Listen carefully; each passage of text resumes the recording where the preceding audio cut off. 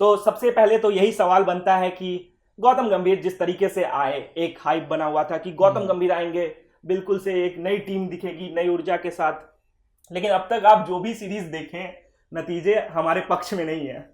हाँ बिल्कुल। और जैसा आपने अभी बोला कि ऐसा बताया गया था कि गंभीर आएंगे, जीजी एरा आएगी और चीज़ें बदलेंगी। मुझे नायक मूवी का वो डायलॉग याद आ रहा है जब अमरीश पुरी बोलते हैं हम्म। कि सरकार आएगी, खुशहाली आएगी। बिल्कुल। लेकिन ऐसा कुछ हुआ नहीं है। हम्म।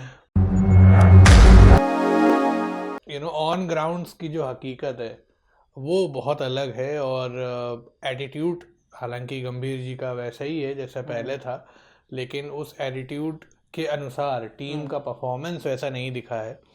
तो काफ़ी सारी इनफैक्ट आलोचनाओं के वो शिकार हो रहे हैं, जो बिल्कुल। कि सही भी है क्योंकि टीम ने उनके अंडर परफॉर्म नहीं किया है।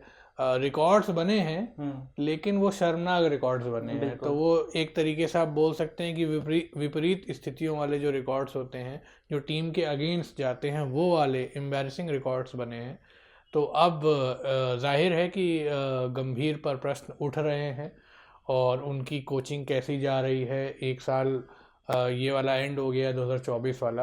हम्म। उसमें बड़ी बड़ी सीरीज हुई हैं, कुछ मेमोरेबल हम्म। टूर्नामेंट्स हुए हैं जो कि इंडिया को हार का सामना सामना करना करना पड़ा। पड़ा।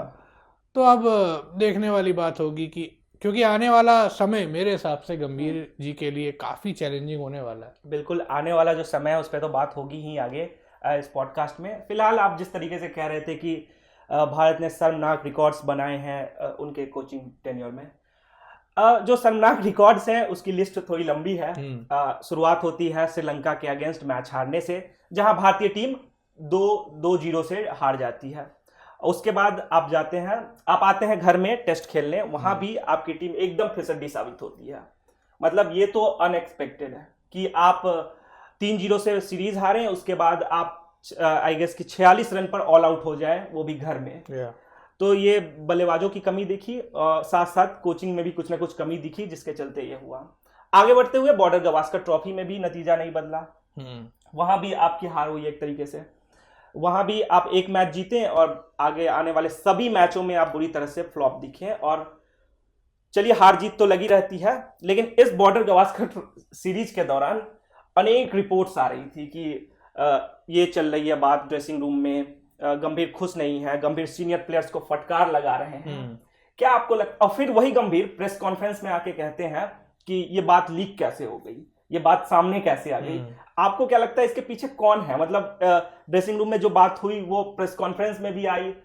इवन आप एक चीज और याद कीजिए, जब वो बात ड्रेसिंग रूम में हुई कि अश्विन संन्यास लेने वाले हैं, हम्म। उससे पहले भी जो वहां पे प्रेस के लोग थे उनको ये चीजें पता थी कि बिल्कुल। अश्विन संन्यास लेने वाले हैं।